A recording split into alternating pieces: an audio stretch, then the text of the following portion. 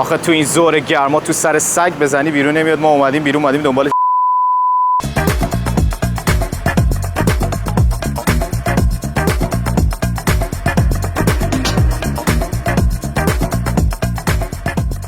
بعد یه چیز خنک بگیریم سواری خب. اول بریم یه آب خنک بگیریم. کجا میری؟ بیا تو، میخواد بره ورزش کنه. چقدر تو ورزشکاری؟ بیا اینجا ببین. اول میخوام آب بگیرم. بچه‌ها یکی از چیزای خوبی که دخترای تایلندی دارن اینه که همیشه حواسشون هست تو چی دوست داری. میدونه من از اینا دوست دارم. ولی آره دیگه امروز اینو نمیخوام چون میخوایم همه‌شو قاطی کنیم این تو. یکی از چیزای خوبی که من با نیم دارم اینه که به لحاظ مالی اصلا میدم دستش، خودش دیگه ببین همه کارا رو انجام میده. چطوری عزیزم؟ امروز ویدیوها راجع به توئه. برو بریم. خب اینم خودم. سلام همه بچه‌ها، خوب هستین؟ بچه‌ها این سری اومدیم به یه پارک نزدیک خونمون. خب و یه پارک خیلی باصفایی، گفتم بهتون نشون بدم. امروز می‌خوام راجع به موضوع صحبت بکنم که بعد 3 سال رابطه من با نیم چطوریه. بله ایشون حسابی مشغوله، دستش هم درد نکنه. و اینکه اول همین ویدیو چیزی بگم، خانمای عزیز تو رو خدا منو کتک نزن، تو رو خدا منو دعوا نکنی. به خدا اصلا منظور من اصلا مقایسه با خانمای ایرانی نیست. من دارم رابطه‌مو فقط با پارتنر خودم میگم. یه کمی هم شاید خانمای اروپایی گفتیم، مقایسه با خانمای اروپایی شاید، ولی با خانمای ایرانی مقایسه نداریم. خانم‌ها ایرانی ماشاءالله شیرن، ماشاءالله کارشون درسته، الان ماشاءالله حواسشون به همه چی هست، دمشون هم گرم. اصلا کاری به این موضوع نداریم. ما بیشتر می‌خوایم راجع به این موضوع خودمون صحبت کنیم. اینجا اگه ببینید جوونای تایلندی همه میان ورزششون جوجه پارک ورزشه. اینجا اصلا کسی پارک نمیاد آقا قلیون و چای و منقل و اینجور چیزا بزنه. همه میان که ورزش بکنن و یه پا ورزشکار بشن اینجا. و اینکه آره ببینی اینجا معمولا میان بطری آبشون هم میذارن، هیچ کی بر نمیداره، میذارن غذاهاشون همه چیشون اینجا میرن میدوان میان بعدش میذارن. اگه نگاه کنید اینجاست، اینجاست، هیچ صاحبی هم براش نیست. و اینکه میگم مثل رودخونه من همیشه میگم تو آدم تایلندی ببینی و تایلندی‌ها خیلی اهل ورزشن. خب بالاخره فرصت شد که ما یه جای پیدا بکنیم واسه نشستن و اینکه راجع به این موضوع صحبت بکنیم که کلاً تجربه شخصی من بعد از 3 سال، حدود 3 تا 4 سال با پارتنر تایلندیم چطوریه. و پارتنر من نیمه، معرفی میکنم نیم واسه بچه‌ای که میشناسن. نیم بچه‌ها نیم چطوری؟ خوبی؟ خوبم، مرسی. آره خب خوبه. و اینکه تجربه خودمو راجع به پارتنر خودم که زندگی باهاش چطوری بوده، چون که میدونم بچه‌ها خیلیاتون شما خودتون رو جای من و حالا یا خیلی از بچه‌های دیگه که خارج کشور زندگی میکنن میذارید و میخواید بدونید که اگه با یه دختر خارجی ازدواج بکنید چطوریه. من میگم تجربه خودمو فقط میخوام که در مورد پارتنر خودم و نمیخوام مقایسه بکنم اونجور چیزا. حالا میگم شاید یه جایش مقایسه هم داشتیم ولی به طور کلی میخوام بگم. خب ببین اولین چیزی که هست اینه که بچه‌ها شما وقتی با یه دختر خارجی وارد رابطه میشین، اولین چیزی که هست اینه که زبان یه داستانیه، یه مشکلیه که میتونه اتفاق بیفته. و ببینید اگه دوتاتون زبان انگلیسی بلد باشید که خب خیلی بهتره.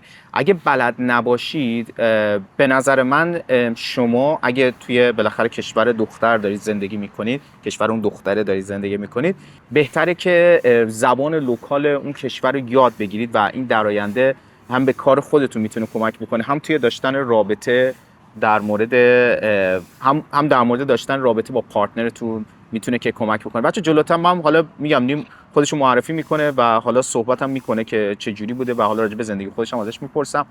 ولی خب اول موضوعاتی که من خودم تا یادم نرفته بهتون بگم. موضوع بعدی که میخواستم راجع بهش صحبت بکنم موضوع فرهنگه. و بچه خوشبختانه حالا من توی تایلند که هستم فرهنگمون با فرهنگ همدیگه نزدیک‌تره. یعنی تایلندی‌ها مثلا به پدر و مادر احترام میذارن مثل ما که احترام میذاریم، واسمون مهمه، واسهشون مهمه. و مثلا غذا براشون مهمه، برای ما هم مهمه. و لبخند داشتن، شوخ بودن و اینجور چیزا هم برای تایلندی‌ها مهمه و برای ما هم مهمه. پس از این لحاظ کمی این فرهنگ مشکلی نداره.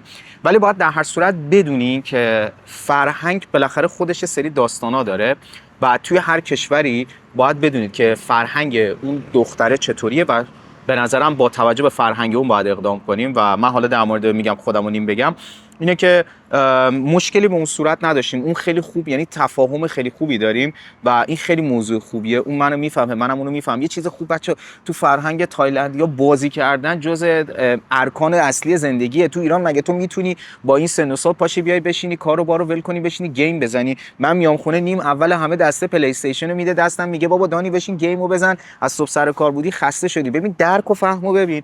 خودش خیلی اهل گیم نیستم ولی میدونه گیم چیز مهمیه، میدونه برای من مهمه. توی فرهنگ تایلند هم آقا گیم بازی کردن کاملا اوکیه. این یه موضوع خوبی شده.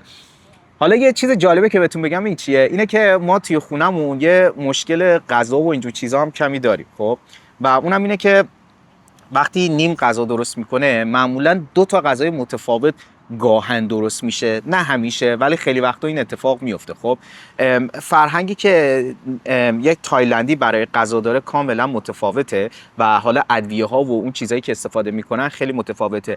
ببین من خیلی غذای تایلندی دوست دارم و میخورم، ولی واقعا یه سری غذاهایی که مثلا غذای اسکوید مثلا مونده، حالا ما ماهی دودی اینا اسکوید دودی حالا مونده، حالا هر چیزی یه غذایی درست میکنه تا یه هفته خونه بوی اسکوید برمیداره.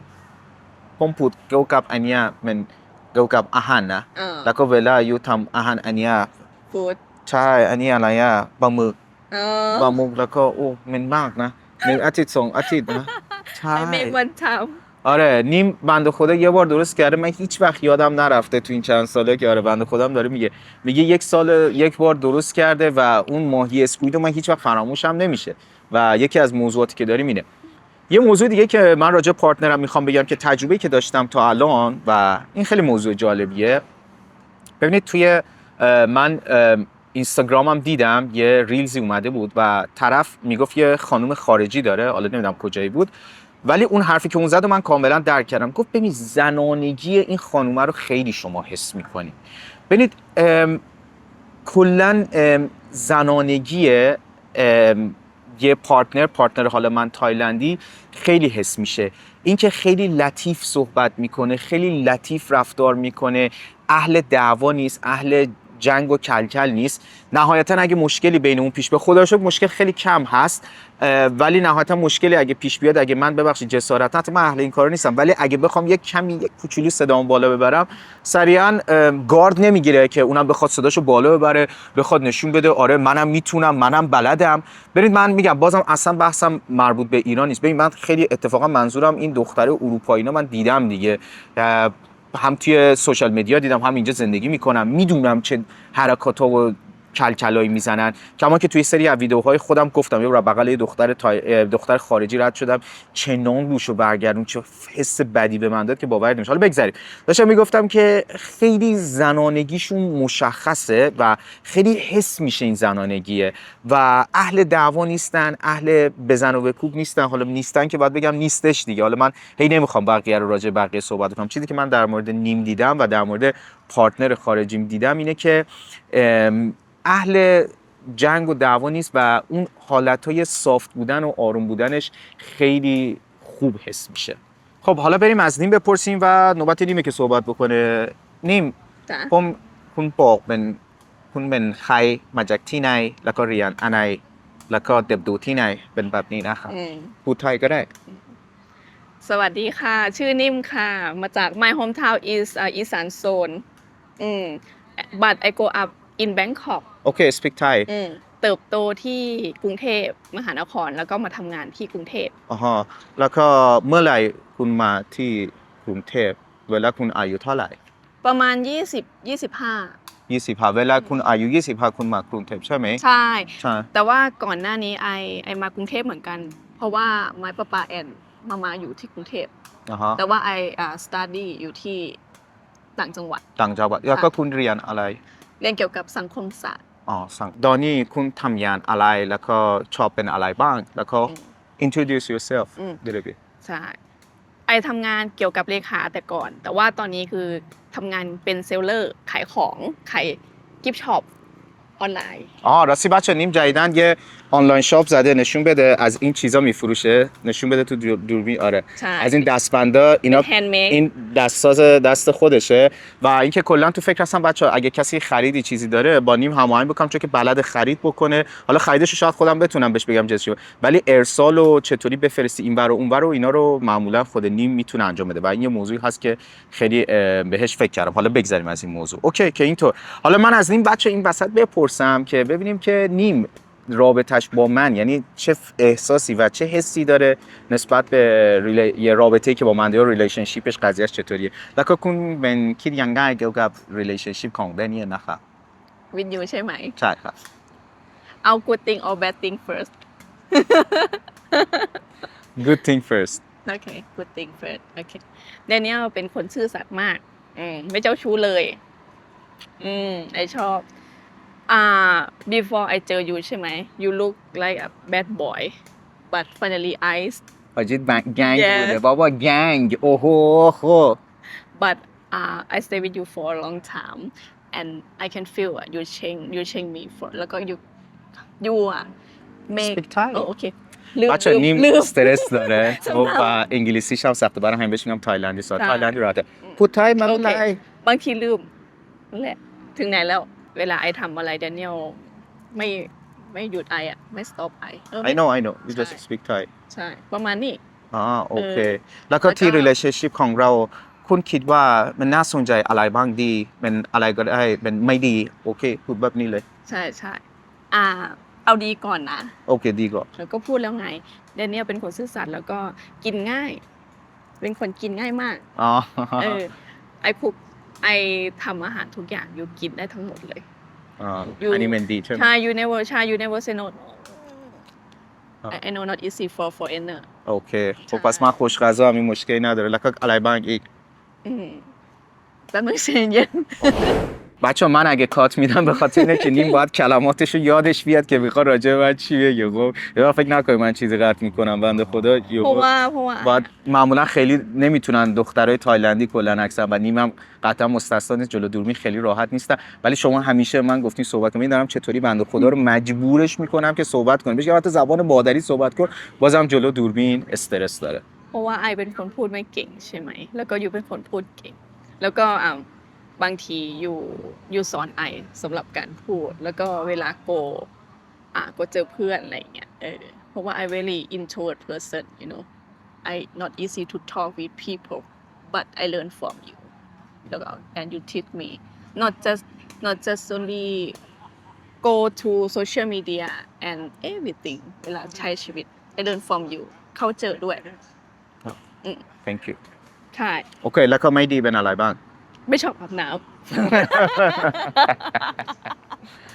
ทำไมพูดอีกโอเคทำสบายเลยพูดบอกอีกเป็นอะไรบ้างไม่ชอบใช่ sometimes I cannot understand why you don't like go take a shower آقا ما توی کشور سردسیر زندگی میکنیم توی کشور سردسیر ما که پا نمیشیم روزی 10 بار بریم همون بکنیم و من اونجوری 30-40 سال من اونجوری بزرگ شدم حالا اومدم اینجا وضعیت زندگیم یهو عوض شده و فلان و اینجا بعد من آدم بیزی ام یا دارم یا دارم گیم پلی میدم یا دارم چه میدونم یوتیوب کار میکنم میدونم اینا همش توجیه کردنه ولی داش حس اینجوریه دیگه بعد من بهش گفتم من تا حس گرمای شدید نکنم خیلی نیازی به مثلا حمام و اینجور چیزا فکر نمیکنم ولی کلا واسش سوال دیگه میگه روزی 2 بار چرا هم بابا روزی 2 بار بابا روزی یه بارش هم ما زیادی بوده روزی 2 بار آقا دیگه روزی یه باره که دیگه میریم دیگه ولی نمیگن روزی 2 بار گاهن هم 3 بار دیگه میگن این حرکت رو بذارید دیگه اوکی اتیبایแล้วก็อะไรบ้างอีกแล้วก็พูดเยอะมากพูดมาก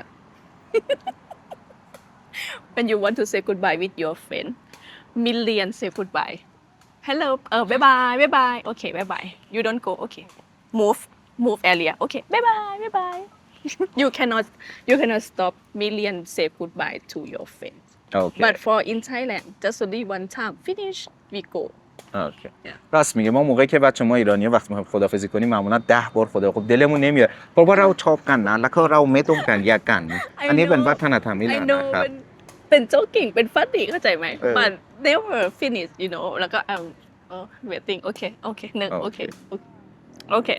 เข้าใจไหมว่าได้มั้ยโอเคแล้วก็อะไรบ้างอีกมีอีกมั้ยก็มีแล้วก็ยึดตดมาก ไม่ได้ แค่นั้นเหรอ ใช่ If you want to change something in me what do you want me to change ไม่ต้องการอะไรจะส่วนนี้อาบน้ำบ่อยๆเฉยๆแล้วก็ always take care of yourself แล้วก็ไม่ได้ make yourself get fat อะไรอย่างเงี้ย I like people I like ผู้ชายแบบสำหรับดูแลตัวเองเข้าใจไหม always take care of yourself and have good mindset อะไรประมาณนี้ بابا گود مایندست که هستیم دیگه ولی خب چشم اونم انجام میدیم به روی چشم تموم شد دیگه ใช่ เพราะว่าแล้วก็ one thing I like you นะลืม you never lazy آها ขยันมาก خیلی ممنون چمه thank you so much ใช่ แล้วก็ you give energy to me when I feel lazy sometimes แล้วก็ I don't want to do anything but you give energy สำหรับขยันเข้าใจไหม to me แล้วก็ I can feel ประมาณนี้ไอชอบ اوکی که اینطور منم میگم که اینطور اوکی باشه خیلی خوب حالا بریم جلوتر ما اینجا بچه اگه ببینید بهتون نشون میدم که سرصدا از چی ما جامونو عوض کنیم نگاه کن اینا دارن تاکرای تایلندی بازی میکنه اگه ببینی برای همین سرصدایی که میشنوین تق تق مال اینجاست ما بریم جامونو رو عوض کنیم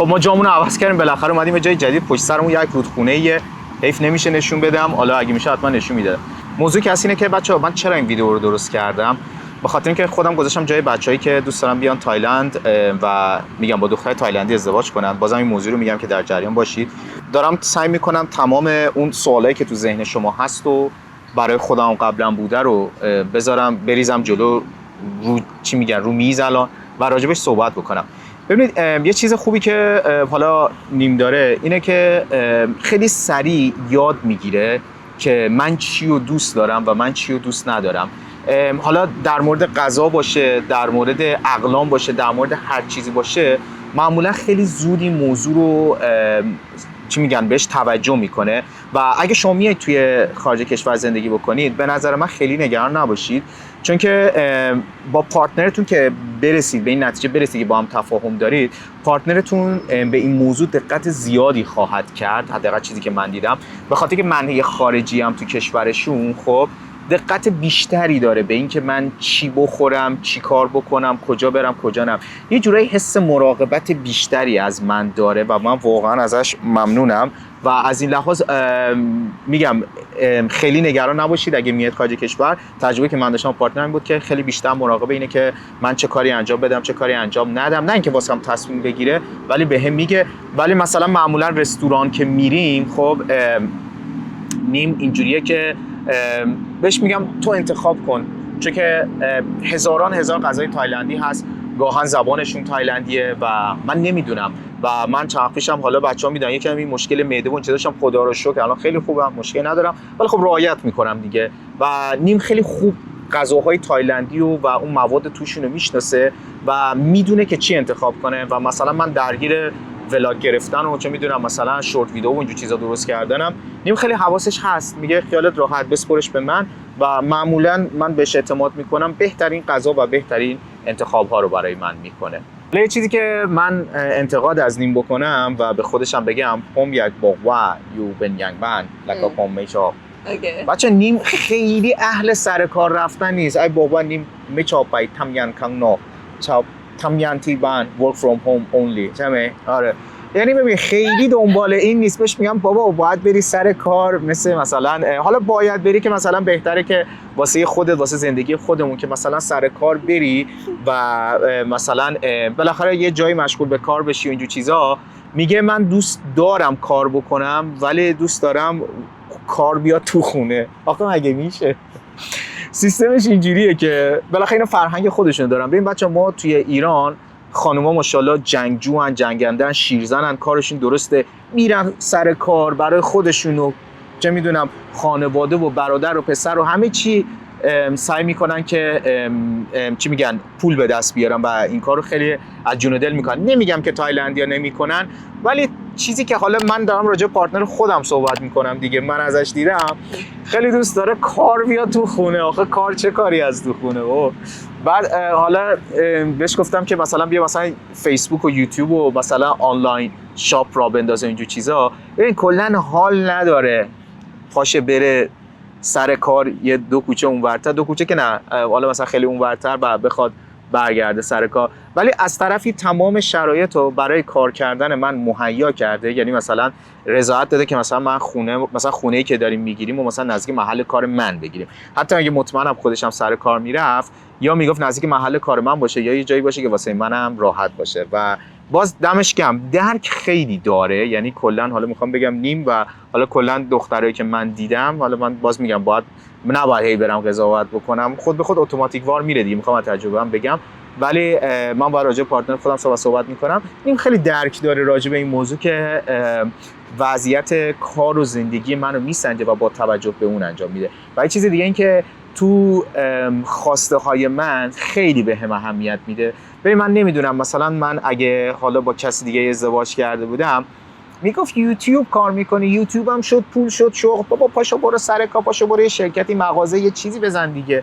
نیم اصلا اینجوری نیست که منو مجبور بکنه به یه کاری. میگه اگه تو این کارو دوست داری و تو فکر میکنی این کار اوکیه، اوکی برو انجامش بده. میدونه خوب و بدش برای منه. اگه پول نداشته باشم خودم باید 2 روز دیگه چه کاسه چه کنم دست بگیرم دیگه. حالا چه کاسه که نه کاسه که دایی کاسه چه کنم باید دست بگیرم دیگه. و خودش میدونه و این اعتمادو به من داره و اینش خیلی خوبه که به من این اجازه رو میده که من خودم برای زندگی خودم و البته برای زندگی خودمون تصمیم بگیریم. پس بچه‌ای که میان خارج کشور اینو هم در نظر داشته باشین که پارتنرتون میتونه اینجوری باشه که نگران نباشین، معمولا خودش اجازه میده که شما برای زندگیتون انتخاب داشته باشین و آزادی عملتون به اون صورت خیلی گرفته نمیشه. بچه یه موضوعی هم که حالا راجع به خودم بگم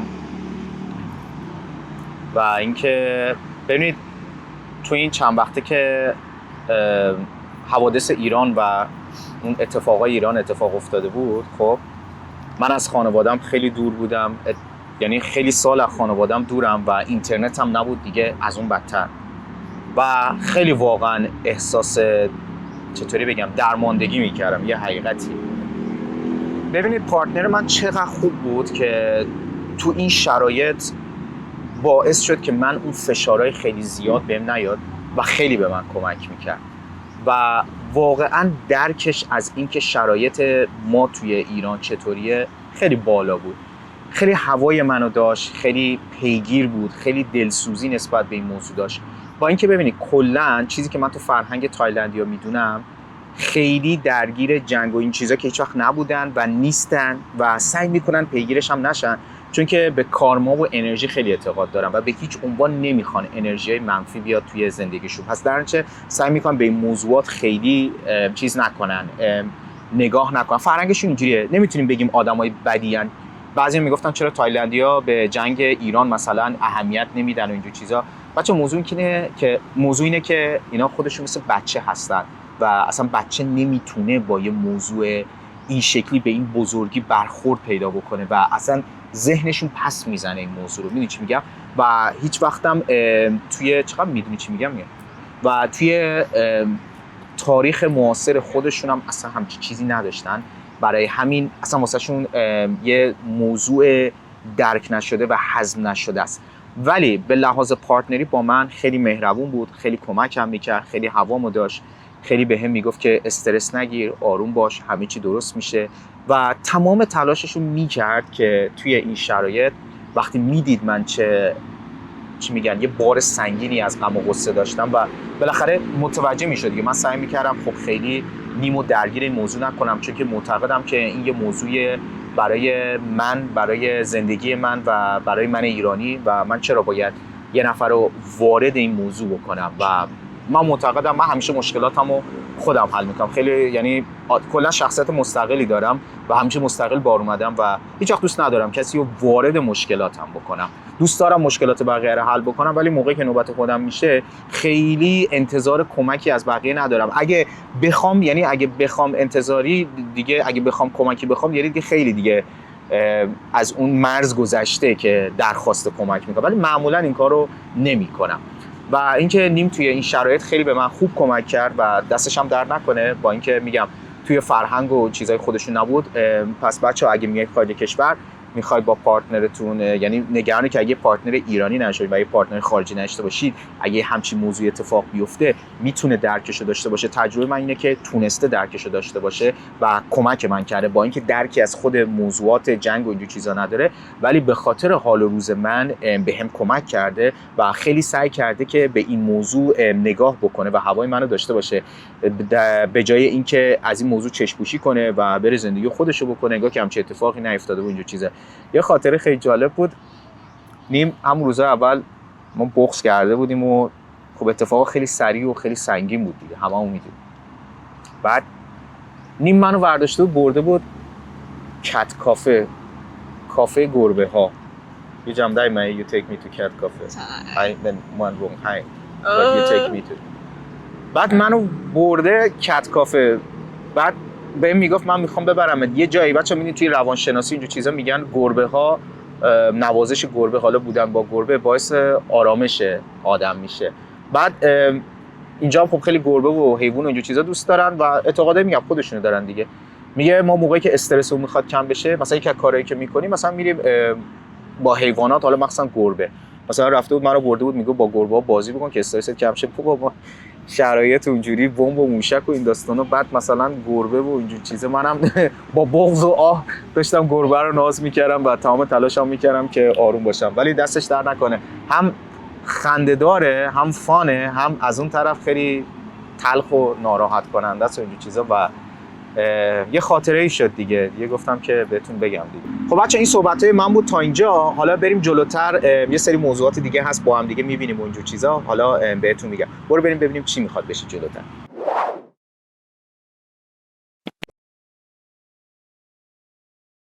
یعنی نمیشه بیایی و غذای تایلندی نزنی، اصلا هم چیزی شده نیست، چقدر شلوغه.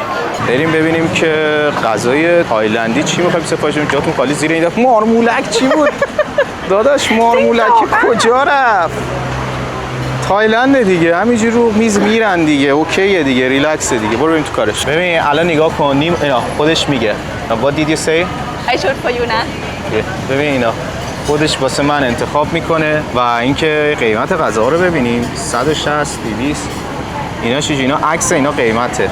اینجا یه کمی قیمتاش یخت بالا، ولی خب غذاهاش هم خفنه دیگه. بعد به این جایی که انقدر مشتری داره معلومه که جای خفنی باید باشه. اوه ببین چی برای من انتخاب کرده. ماپراو چمه؟ ماپراو آن. آره ماپراو آن. ببین بچه غذایی که قراره که غذای سی فود باشه توی نارگیل. رو بذار بیاره ببینیم چیه دیگه. واسه من انتخاب که 200 بات بدی نیست دیگه. میزنیم بریم ببینیم که چطوریه. خب اینم از غذای ما. چرا بردش اون طرفی؟ خانم بیارش این طرفی، نزنش تو راه. خب اینم غذای ما آوردش. و بیار ببینم جنسو. بچه این غذا واقعا پیشنهاد میشه دیگه اینها. و این مدل‌های مختلف داره. حالا من مختلف گرفتم و اینکه فوق العاده خوبه. بریم بزنیم تو رگ ببینیم که چطوره. کلکل دیگه. حالا به نیم چی گرفته؟ نیم یعنی چی علیه؟ ยำสามกรอบ یم سمقراب. بابا بیا بزن بریم ببینیم که چطوریه. اینم باز دوباره توش پر سی فوده و این غذاها رو کلا با برنج میزنن. برو بریم ببینیم که چطوریه. خب طبق معمول باید تستو بزنیم اینها. ببین برمی‌داری اینو، مواد تقریبا تخم مرغ و اینجور چیزاست. بعد این شاخک نگاه کن، این هشبار رو ببین، مثل موجود فضایی میمونه. خب اینها اینو برمی‌داری اینجا، جمع می‌کنی همه رو. بیا هشبا، بیا کله هشبا در نرو. برو بریم تو کارش.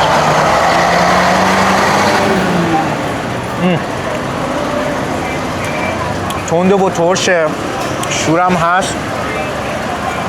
یه طعمی شبیه غذای تومیامگون اگه خورده باشی، یه طعمی شبیه اون توش داره، ولی نه بوی بد ماهی نه چیزی میده. فوق العاده خوشمزه است. جاتون خالی. این یکی هم من برم بزنم تو رگ، از غذای نیم بدزدم و آره دیگه خودش میدونه من کارم دزدیدن غذا.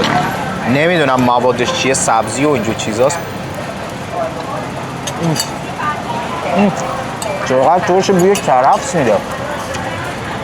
3 کیلو کرفس ریختن تو این غذا، ولی بد نیست، اینم خوبه.